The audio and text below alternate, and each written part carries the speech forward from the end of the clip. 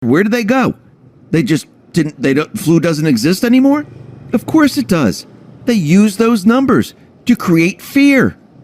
But it's all falling apart and they're panicking right now because they know what comes next. And this doesn't mean the deep state is going to stop pushing. Remember, they had a cyber simulation where they had 10 countries hitting financial institutions. They also had a cyber pandemic. So yes, they're going to create chaos.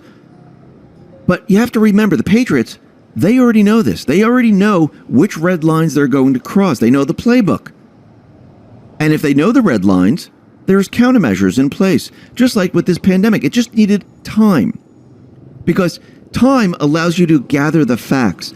Time allows people to think logically. Time allows people to see what's truly going on. Because once you hear the facts and you hear the truth and you hear and see what's going on, you can make a decision. And this is going to happen with everything else. I mean, think about Russian collusion. How many years went by where the fake news, big tech, the puppet masters pushed Russian collusion, Trump was colluded with Russia. And then all of a sudden, Durham just unsealed a couple of indictments and said, yeah, you know what? They made it up. It was paid for by who? Clinton. Everything that they did fell apart in a snap of a finger. What happens when he unseals everything else? What do you think is going to happen? Now, to get that information out there, what do you have to do? You have to get control of the bullhorn. You need to remove the pandemic fear. You need to get rid of all of this. And this is exactly what's happening. We'll be talking a lot more about this a little bit later. But first, let's talk about Andrew Cuomo, because right now, we know that we had certain individuals that, and it was multiple women who said he sexually harassed them. And we see the Westchester County DA says, yes, we have credible evidence, but we're not going to press any charges. We're not going to file charges. Now, why did they say this? Because they're making the case that they can't pursue criminal charges due to the statutory requirements of the criminal laws of New York. And they're saying, okay, we're not going to touch this now. But I don't think that really matters at this point because we still have the nursing home scandal. I think this is a lot bigger.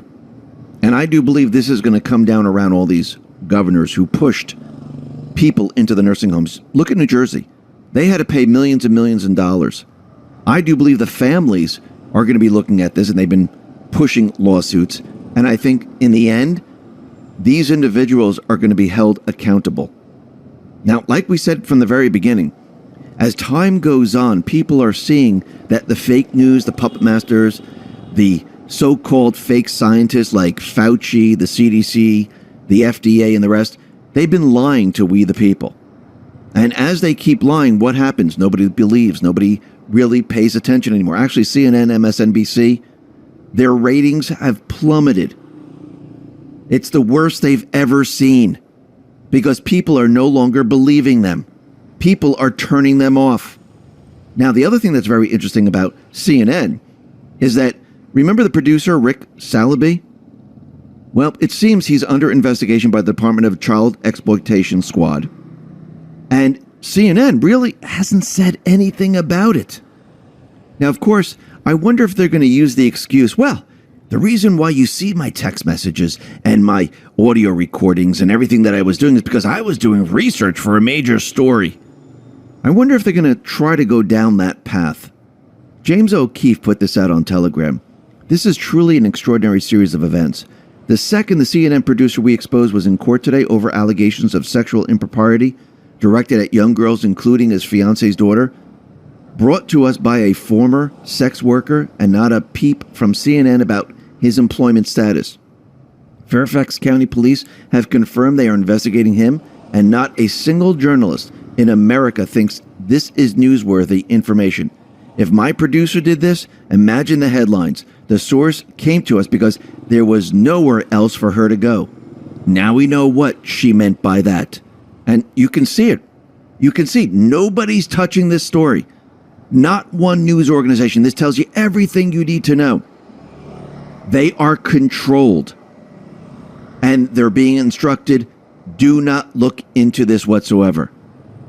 Now, with the Ghislaine Maxwell trial, we can see that the jurors now, they are continually looking at all the information There has been no verdict whatsoever, and it seems the judge presiding over the Ghislaine Maxwell sex trafficking trial has asked jurors to continue attending court ahead of the New Year's period because he's very worried about Omicron spreading all over the place. And it seems that they're trying to avoid a mistrial due to the Omicron variant. Now, remember, if she is convicted, which I do believe she's going to be, Maxwell is going to face up to about 70 years in prison if convicted on all charges. But again, we'll have to see how this plays out. But what's very interesting is Adam Klasfeld put this out on Twitter and said, Judge Nathan reads a new Ghislaine Maxwell jury note. May we please have the following transcripts. Sean, Kimberly Espinoza, Amanda Young, Jason Richards. Also one name she didn't read. Now they're looking over the testimony of all these people. So they're looking through all of this. We'll have to see how this all plays out and see what verdict they come up with. Now, like we said in the beginning, the deep state players, the big pharma companies, the puppet masters, they are panicking right now. See, when they start to censor credible doctors and credible people putting out the truth that have facts, when they censor them, that tells you that they're panicking. If they weren't panicking, they wouldn't censor people. They wouldn't care. But if they go out of their way to censor doctor after doctor after doctor and censor those people that are telling the truth, that tells you everything you need to know. They're panicking and they're trying to control the truth from getting out. What do you think Trump's Truth Social is going to do? Will they have that ability? No. And people will flock to that site. Look, they flock to Telegram because people can tell the truth. They're not really worried about anyone banning them. And millions and millions of people have already moved over to Telegram. I think Trump's site is going to up the ante and it's going to destroy the deep state players in the end. But General Flynn put this out.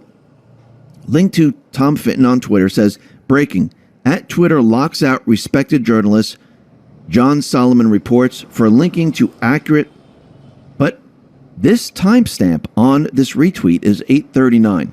So let's go back to that. This is March 4th, 2018. Now, this is very interesting. When does Trump's Truth Social go live? The first quarter of 2022. So this is going to be a 4-year delta coming up, almost the same time that his Truth Social goes live. It says, do you trust the mainstream media? Do you trust Facebook? Do you trust Google? Do you trust YouTube? Do you trust Twitter? Narrative, censorship. Do you blindly believe fake? They want you divided. Together you are strong. Apart you are weak. Organize, challenge, fight. Do you think Antifa was grown organically? Purpose, watch the news this week, letting us know we can't trust any of this. Something new is coming. No censorship, no shadow banning, just the truth and the facts. Going up against who? The deep state, the fake news, big tech, and the puppet masters.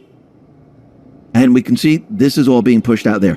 Now, what's very interesting is we know across the country there were certain mayors and governors that were pushing to defund the police. And out in Chicago, Mayor Lori Lightfoot, complete and utter disaster. And I think the people have had it with her. Remember, in the end, these people are not going to be able to walk down the street. Think about all their policies and everything that they've been doing. Well, out in Chicago, there's a Chicago police dispatcher. He has criticized Lightfoot on Facebook for not supporting the police as murder rates in the city hit a 25-year high. A data snapshot from the Chicago Police Department, comparing a week in December 2020 with one in December 2021, shows a 50% increase in murders. See, the people, they see this firsthand. You can't hide this from the people, especially the people that live there. And once the people see this, they're going to turn on all these people, and they already are. Why do you think we have 20-plus Democrats already not seeking re-election? Why do you think the deep state candidates that they're pushing, they can't get any traction? Look what happened out in Virginia. Complete and utter disaster. The same thing's happening with January 6th. This is going to come back and boomerang on them. But what's very interesting coming out of the Gateway Pundit, they come to find out what documentation the Unselect Committee is using to push this whole thing. The deep state used operative Don Berlin multiple times to produce garbage dossiers for several specific purposes: Russia collusion, Las Vegas shooter, and the 2020 election, for example. Berlin prepared and presented his 2020 election dossier to President Trump before January 6th. It was a setup. The January 6th committee is now using this document to claim Trump was involved in an insurrection. Don Berlin didn't act alone. He worked with Robert Ehringer on the Russia collusion dossier in 2002. Ehringer claims he worked for the FBI in the 1990s in Russia, but at the same time, Ehringer was given an honorary KGB ID card from Russia. Interesting. A year after the FBI interview, Berlin was back creating another dossier. This was released to the Las Vegas shooter. Berlin created a grand scheme where he claimed that preliminary indicators suggest that a second shooter had possible ties to Islamic organizations and the Islamic State linkage. We don't know at this time who paid him for the dossier, but it does appear that this included deliberate disinformation for some unknown purpose. Late in 2020, Donald Berlin created a 2020 election dossier. This was another piece of art and fiction. Berlin's dossier appears to be connected to the Republicans because he presented it before a group of Republican leaders and President Trump sometime in the early days of January 2021. Berlin actually was there to present the dossier he prepared to the president. We know this from a trusted, verified source. So roughly 90% of this document created by Berlin was dedicated to voting software and machines. Little is mentioned regarding absentee ballots and chain of custody. On page 75 of the presentation, Berlin listed actions the president should take. U.S. Marshals are to secure ballots, and the National Guard is to step in. So he put this all together. You think Trump and the Patriots, they didn't know this? Of course they did. Remember Space Force. Trump used Space Force to catch them all in the act. The military has the information. And we know that devolution was set up. But I do believe this is the document that Liz Cheney and the January 6th Unselect Committee is now using. And I do believe this is all going to come back to haunt them in the end, just like impeachment hoax number 1 and number 2. Remember, we had Shifty Schiff. He was prepared in impeachment hoax number 1. He had the call, the fake call that they created. They created everything until Trump released the actual call. Then they couldn't use any of this. This whole thing is going to fall apart in the end. Now, what's very interesting is that General Flynn, he is now pointing to Trump's statement back in November of 21. And it says something very interesting. It's highlighted, and this was forwarded from Storm Has Arrived. And it says the following. Also, I am not a believer in the integrity of Virginia's elections. Lots of bad things went on and are going on. The way you beat it is to flood the system and get out and vote. Think about this for a second. Think about how they cheat. They need to see how many votes are coming in. Once they know how many votes are coming in, then they put their plan into action and they stop the counting and they make up those votes. So this way, their losing candidate can catch up and win. If you have a landslide and there are people watching, there's no pandemic or anything like that, can they do this? If people flood the system and it's a landslide and people are now actually watching, can they rig the system?